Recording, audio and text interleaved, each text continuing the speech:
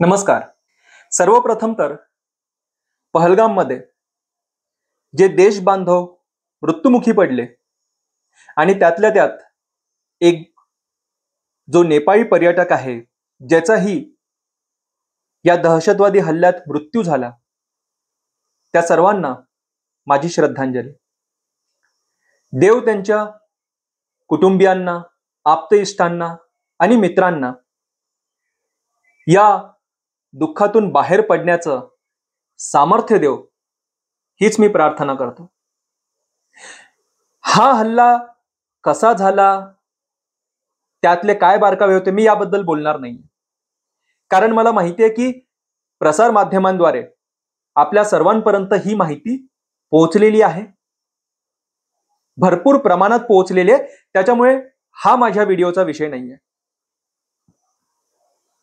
माझा जो विषय आहे तो हा आहे की या हल्ल्यानंतर ज्या पद्धतीच्या post, reels, videos, messages social मीडियाद्वारे पसरविण्यात आले, त्याच्यामुळे माझ्या मनात कुठेतरी काळजी निर्माण झाली. एक उदाहरण म्हणून सांगतो.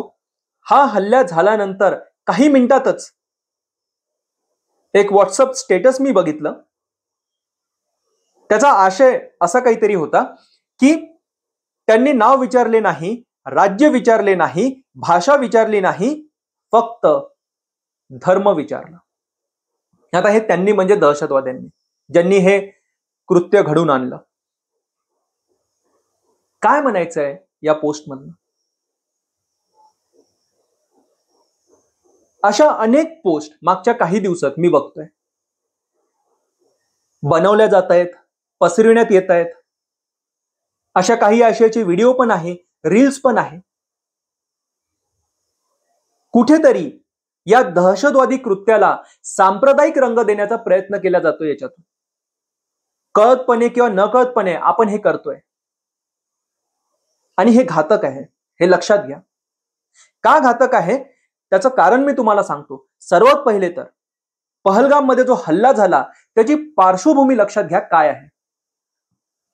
या हल्ल्याच्या काही दिवसांआधी पाकिस्तानमध्ये ओव्हरसीज पाकिस्तानी कन्व्हेन्शन हे भरविण्यात आलं होतं.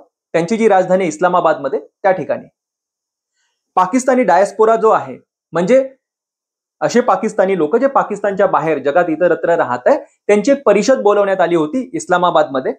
आणि त्या ठिकाणी तिथला जो सेना प्रमुख आहे जनरल आसिम मुनीर, त्यांनी भाषण केलं होतं. आता आपल्या देशाच्या बाबतीत जर असं काही झालं असतं तर हे थोडं वावगं ठरलं असतं, पण पाकिस्तानात हे नॉर्मल आहे. कारण इतर देशात कसं आहे की सरकारकडे सेना असते, पाकिस्तानमध्ये उलट आहे. जगातला एकमेव असा देश आहे जिथे सेनेकडे सरकार आहे.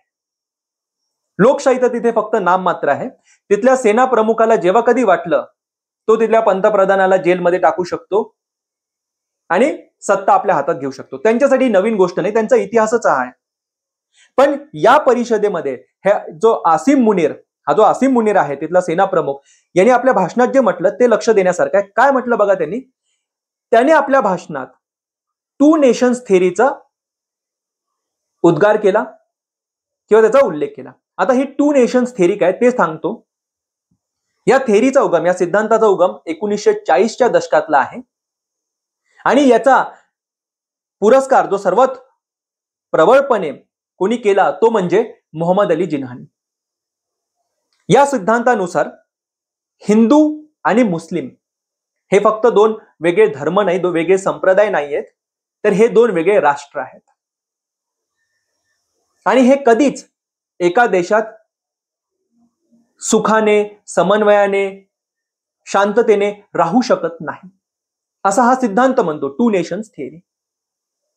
ज्याचा पुरस्कार त्यावेळेस मोहम्मद अली जिन्नानी केला होता आणि त्याच आधारावर पाकिस्तानची मागणी करण्यात येत होती.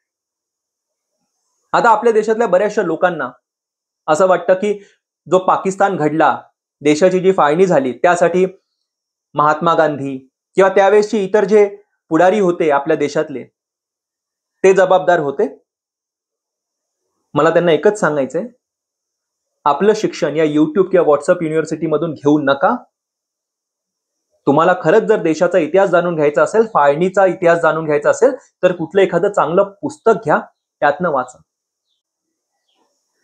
तुम्हाला सरदार पटेलांचं, जे आपल्या देशाचे, स्वतंत्र भारताचे पहिले उपपंतप्रधान आणि गृहमंत्री होते, त्यांचं एक वाक्य मी तुम्हाला सांगतो.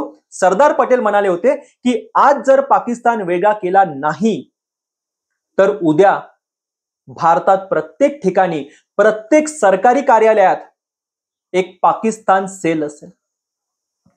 हे सरदार पटेलांचं वाक्य आहे.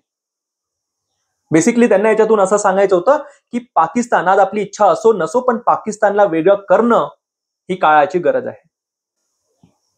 असो,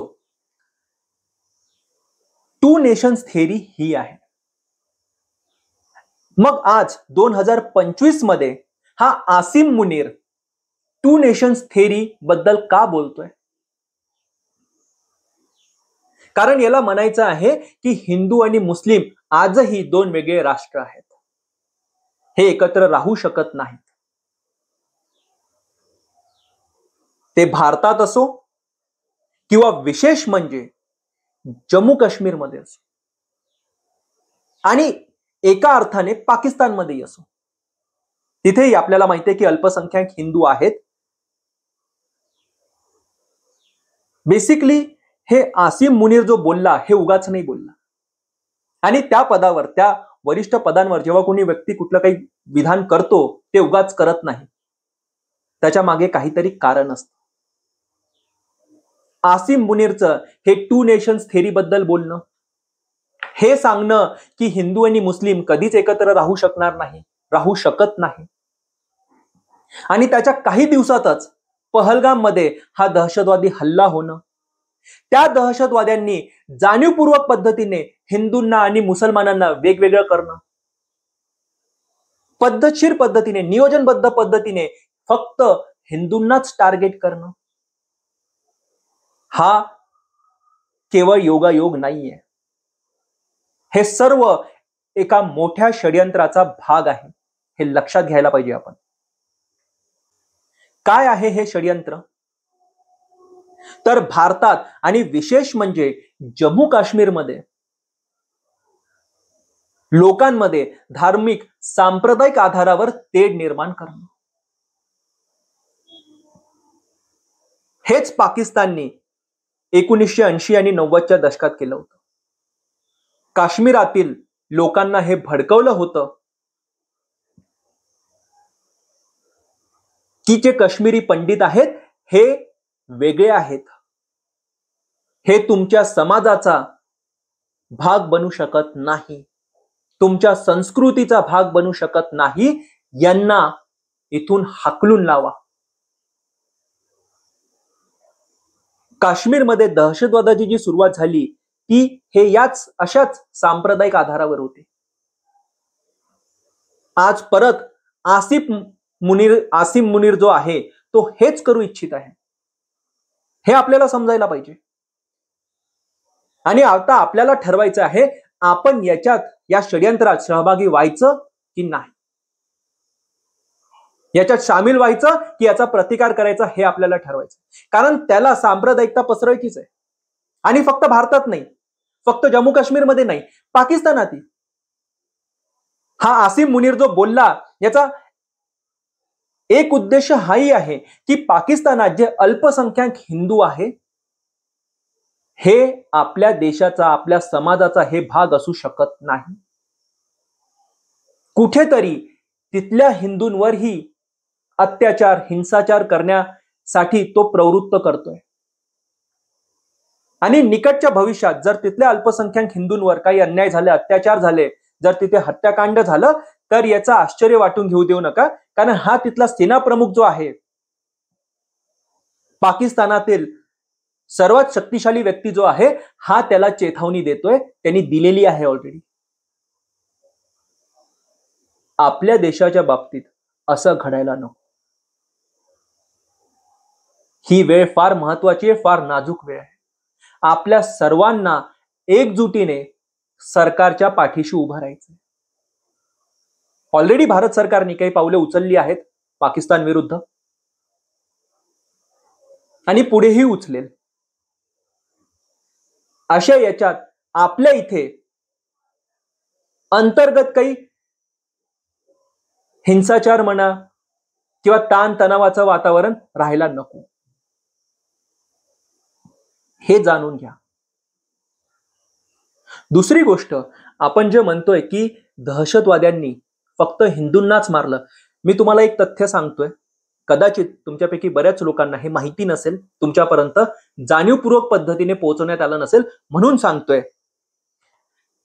तिथेच पहलगाम मध्ये ज्या दिवशी हा हल्ला झाला, ज्या वेळेस हा हल्ला होत होता, तिथला एक जो खेचर मालक आहे, म्हणजे जो पर्यटकांना आपल्या खेचरांवरून एका ठिकाणाहून दुसऱ्या ठिकाणी घेऊन जात होता, त्यांनी या दहशतवाद्यांचा प्रतिकार केला, यांना थांबवण्याचा प्रयत्न केला आणि या दहशतवाद्यांनी त्यालाही तिथे ठार केलं. त्याचं नाव आहे सय्यद आदिल हुसेन. हा तर मुसलमान होता, मग याला का मारलं? एक गोष्ट लक्षात घ्या, दहशतवादाचा आणि दहशतवाद्यांचा आणि त्यांना समर्थन करणाऱ्याचा कुठलाच धर्म नसतो, कुठलाच इमान नसतो. हे या घटनेतून सिद्ध होतं. माझं तमाम भारतवासियांना हे आव्हान आहे की ही नाजूक वेळ आहे. अशा वेळेस आपसात तेढ निर्माण करू नका, अशा कुठल्याच गोष्टीला प्रोत्साहन किंवा समर्थन देऊ नका. ही वेळ आहे एकजुटीने दहशतवादाचा सामना करण्याची. आणि मी आंतरराष्ट्रीय समुदायाला हेच सांगू इच्छितो की हे आसिम मुनीर यांनी जे विष ओकलं काही दिवसांपूर्वी त्या 2 नेशन्स थेरीच्या माध्यमातून, आणि हे जे कृत्य यांनी घडवून आणलं, हा प्रत्यक्ष याला जबाबदार आहे आसिम मुनीर. याला आंतरराष्ट्रीय दहशतवादी घोषित करा आणि याच्या विरुद्ध योग्य ती कारवाई करा. धन्यवाद.